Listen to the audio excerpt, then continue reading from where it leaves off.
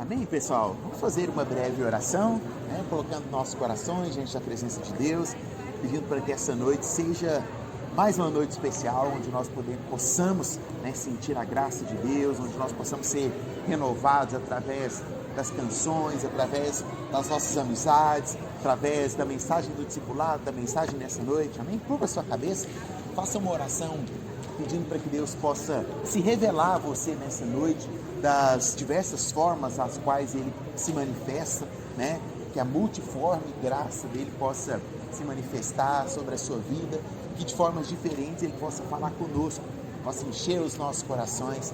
Meu Deus, nós te louvamos, porque sabemos que o Senhor está aqui, porque sabemos que o Senhor é o mesmo ontem, hoje e sempre será. Nós acreditamos plenamente que o Senhor tem algo novo para as nossas vidas. E aqui, ó Deus, nessa noite, nós queremos te buscar, queremos te servir, queremos te entronizar. Ó Deus, queremos te reconhecer como nosso único Senhor, nosso único Salvador. Queremos dedicar, ó Deus, a nossa vida por completo ao Senhor e pedimos para que através desse discipulado, através dessa série, onde nós estamos estudando as parábolas, ó Deus, nós possamos entender e que o nosso intelecto seja renovado, ó Deus, pelo conhecimento, ó Deus, e por tudo aquilo que Jesus Cristo um dia nos ensinou. Assim nós oramos, em nome de Cristo Jesus o Nazareno. Amém. Amém, meus queridos? Abra por gentileza a sua Bíblia aí, lá no livro de Mateus, nós vamos usar o Evangelho de Mateus como nossa base, fundamental para estudarmos algumas das principais parábolas dessa nossa primeira temporada dessa série, Se Deus permitir, um dia nós faremos a segunda e usaremos outro livro como fonte das parábolas. Não sei se você se recorda, mas quando nós fizemos a abertura, dessa nova série, já tem acho que 2 ou 3 sábados, porque nós tivemos aí alguns eventos que não permitiram nós continuarmos. Nós falamos muito, sobre o contexto das parábolas, o porquê que existem parábolas, por que Jesus falava por parábolas, qual era a intenção, qual era o fundamento, de se ensinar por parábolas, e vimos que não era por acaso, tinha um sentido. A parábola ela trazia um contexto, ela fazia as pessoas raciocinarem, não era uma coisa jogada, e eu vejo o nosso discipulado, a forma como a gente trabalha, até falei, não sei se foi lá na célula ou aqui, que nós iríamos nos tornar a tribo mais intelectual de todas, mas isso é importante, porque o nosso intelecto, ele é fundamental para o conhecimento bíblico, Nós não vivemos num evangelho que é um evangelho jogado, ao vento. Nós estudamos a palavra e procuramos entender a palavra através do nosso raciocínio. Tem um livro que particularmente eu gosto muito, que é do Dr. John Stott, e o nome do livro é Crer Também é Pensar. É um livro fininho assim, fácil de ler, muito interessante até.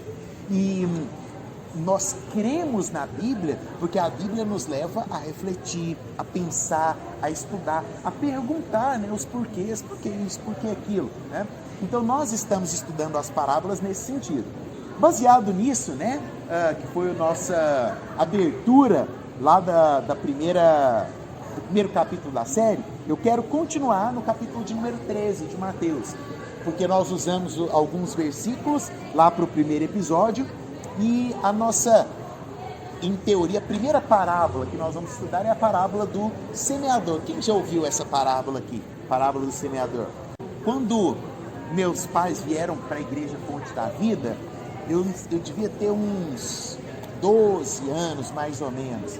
E aí, o culto nosso, que era falava que era culto de jovens, mas era tudo adolescente, Era num domingo de manhã.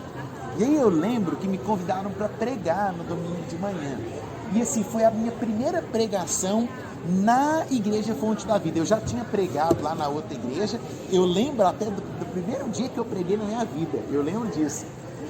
Lá na outra igreja foi num sábado à noite. Mas na Fonte da Vida, quando eu cheguei, me pediram para pregar. E eu preguei sobre a parábola do semeador.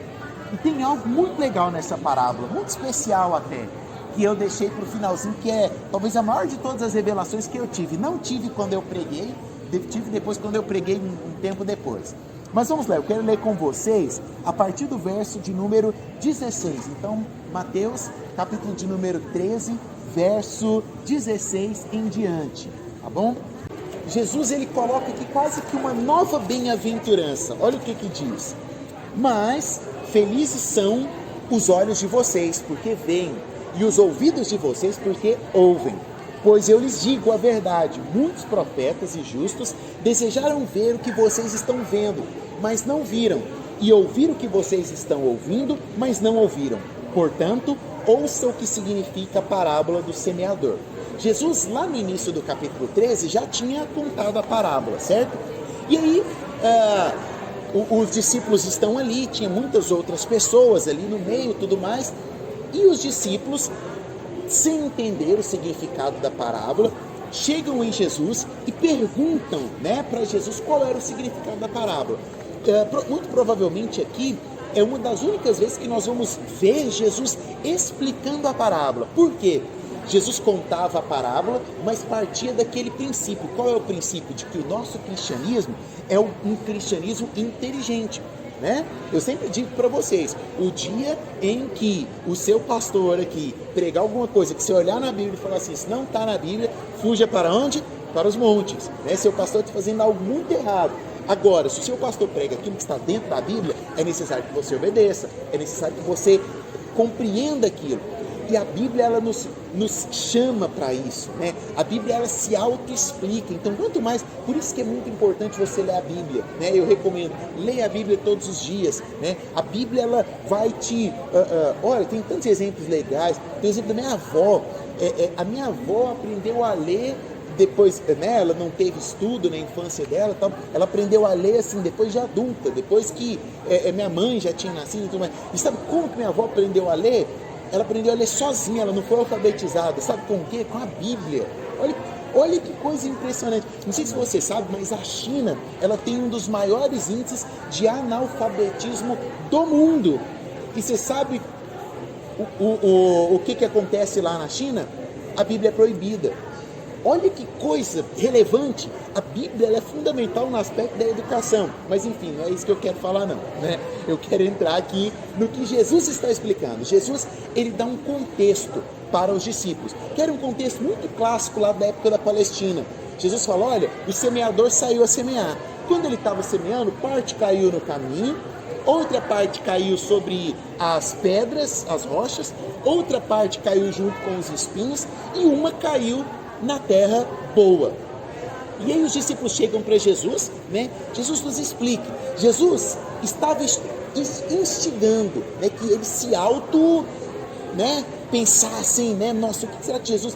Mas eu acho que como foi uma das primeiras parábolas, Jesus, ele fez questão de explicar. E aí, a partir do versículo 19, Jesus, ele vai então explicar o que era aquela parábola. Jesus usou uma coisa muito clássica daquela época, né? Que era a semeadura. Todos ali, provavelmente dos que estavam ouvindo Jesus, talvez quase que 90% já tinham semeado, né? Nós não moramos na Palestina, mas por mais que você talvez nunca tenha plantado uma roça de milho, você sabe o que é, né? Você já foi na roça. A gente que mora, né, aqui em Goiás, nosso final de semana melhor é ir para a roça fazer pamonha e pescar lambari, né? Você já foi para a roça, você já viu uma plantação, sabe como é que é? Coloca lá a sementinha lá, né? Joga lá. E para isso tem alguns cuidados básicos. Por que Jesus estava dando esse exemplo? Por que era essa a parábola? Porque Jesus sabia que as pessoas que estavam ali iriam compreender. Quem iria compreender? Aquelas pessoas que tinham sido escolhidas para esse entendimento, né? E aí Jesus, ele já se revela aqui, porque ele fala, olha, a vocês está sendo dado um privilégio, que é ouvir aquilo que muitos quiseram ouvir, e vocês vão entender. E aí Jesus começa, olha, a primeira caiu no caminho, e essa que caiu no caminho foi roubada pelo ladrão, né? Ela não conseguiu frutificar. Quem que já foi na roça? Todo mundo, né? Já viu quando você vai na roça, que tem o trieiro pra você andar? Já andou no trieiro da roça? Quando você ia para a roça pequenininho, você se fazia essa pergunta? Meu pai fala que eu perguntava para ele, pai, quem foi que fez o trieiro aqui para a gente passar? Ninguém faz o trieiro. O trieiro é um local que todo mundo sempre passa, e por tantas pessoas passarem por aquele caminho, a grama, né, ou o capim acaba não nascendo ali naquele local. Lá na Palestina, as plantações, elas eram mais ou menos assim, eles chamavam de franjas. Então tinham as franjas dos dois lados e o local onde as pessoas passavam, que era o caminho. Então Jesus estava falando, olha, sabe a que caiu no caminho? Ela não conseguiu penetrar na terra. Por quê? Porque o caminho é duro, como um coração que não se abre para receber a graciosidade e a maravilhosa beleza do Evangelho. Que o coração de vocês não seja duro, como um local onde as pessoas pisam todos os dias, mas que o seu coração seja aberto, que o seu coração seja renovado todos os dias. Olha, quando nós começamos, eu brigo, toda vez que eu vou lá na casa do meu pai, que eu chego lá, que ele está assistindo aqueles programas policiais, você já viu? Você liga lá nas 6 da tarde na Bandeirante, aí tá passando, aí tá falando, morreu 3 ontem, e teve uma chacina não sei aonde, e teve uma batida, e não sei o quê. Toda vez que eu chego eu falo, pai, por que você tá assistindo esse trem aí? Não é possível, só fala de coisa ruim. Quanto mais a gente ouve coisa ruim, mais o nosso coração fica angustiado, apertado, amargurado, né? Ainda mais nesses dias que nós estamos vivendo, sim ou não, né? Você só ouve notícias ruins, coisas. Deixa eu dizer uma coisa, Deus te chamou para ser mensageiro das boas novas. Por isso, e aí, sabe o que a Bíblia nos diz? A Bíblia diz que a boca fala do que o coração está cheio. Se o seu coração estiver cheio de amargura, cheio de rancor, cheio de tristeza, a sua boca vai falar de quê? Amargura, rancor e tristeza. Mas se o seu coração estiver completamente cheio de paz, de graça, de vontade de crescer na vida, de vontade de romper os limites, com certeza é disso que você vai falar. Então, o que Jesus está ensinando é que o seu coração não seja duro como um caminho onde as pessoas vivem pisando.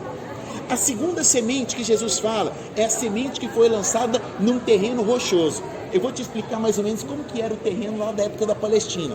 Eu imagino que Jesus estava olhando e explicando para o pessoal. O solo da Palestina tem regiões que são rochosas. Você tem tipo uma camada de terra, camada pequena, mas embaixo é muita pedra, muita rocha. Então o que acontece? A semente cai ali, ela encontra a terra para germinar. Só que quando ela começa a crescer, ela encontra o quê? A rocha. E ela não consegue expandir as suas raízes. Deixa eu te dizer uma coisa. Deus nos chamou para termos raízes expandidas. O que é ter raízes expandidas? Deus te chamou para ter relacionamentos saudáveis. Relacionamento saudável é um relacionamento como o da árvore e do leito do rio. A árvore estende as suas raízes até chegar no leito do rio. E o leito do rio sempre dá para ela o que ela precisa. Você precisa ter raízes que alcance pessoas que têm também o mesmo pensamento que o seu, de crescer, de romper. E aquela semente ali, por estar chegando na rocha, ela não crescia. Vem o sol e seca aquela semente. A terceira semente que Jesus fala é a semente que foi jogada na terra junto com os espinhos. E aí é interessante, sabe por quê? Você já viu uma terra sendo arada, preparada para plantar uma semente? Eles vão ali, limpam aquela terra, né? Passa jogando o adubo, deixando a terra mais fofinha para ficar fácil da semente crescer e tudo mais. Quando a terra não é muito bem limpa, ficam outras sementes de ervas daninhas, né? E espinhos. E aí o que acontece? Quando a boa semente começa a crescer, o espinho também cresce.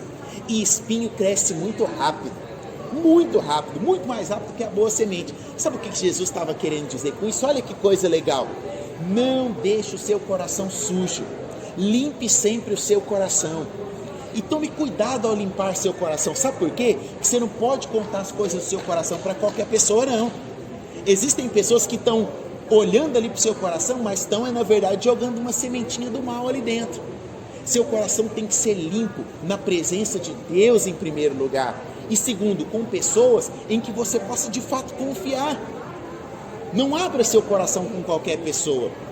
E limpe muito bem seu coração. Sabe por quê? Porque se você deixar as outras sementinhas ali, elas vão crescer muito rápido e sufocar seus sonhos.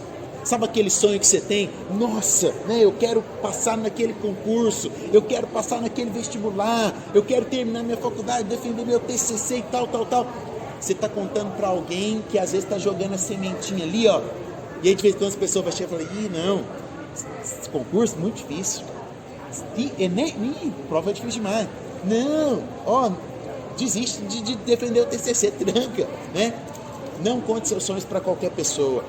Em primeiro lugar, conte seus sonhos para aquele que pode realizar seus sonhos, que é o nosso Senhor Todo-Poderoso. E segundo, tenha bons amigos. Quer descobrir um lugar onde você pode ter bons amigos? Depois eu te conto. Por último, a boa semente. A boa semente é aquela que cai na boa terra, que é uma terra que não está pisada, é uma terra que não tem pedras, é uma terra que foi bem preparada, que foi totalmente limpa. Essa boa terra, quando a semente cai ali, ela cresce e dá frutos. E aqui vem a melhor parte para nós terminarmos, que talvez foi uma das revelações mais legais e mais interessantes que eu tive na vida. Nós passamos a vida inteira acreditando e pensando que, eu não sei você, mas eu particularmente, eu sempre pensava que, quando eu li essa parábola de Jesus, eu pensava, eu sou a terra, né? Eu tenho que ser uma boa terra, um bom solo, para a semente cair e germinar, né? Eu sempre pensava nisso, né? Eu não posso ter espinhos, eu não posso ter pedras e tal. Sim, realmente, nós temos que tomar conta do nosso coração. Mas deixe-me te dizer uma coisa que talvez você não saiba. Deus não apenas te chamou para ter um coração louvável, agradável. Deus te chamou também para ser o semeador. E é disso que muitas vezes nós esquecemos. Aqui diz que o semeador saiu a semear. E ele tinha qualquer semente nas mãos? Não, ele tinha uma boa semente. O problema é que a semente não crescia era o solo, não era a semente que era de má qualidade.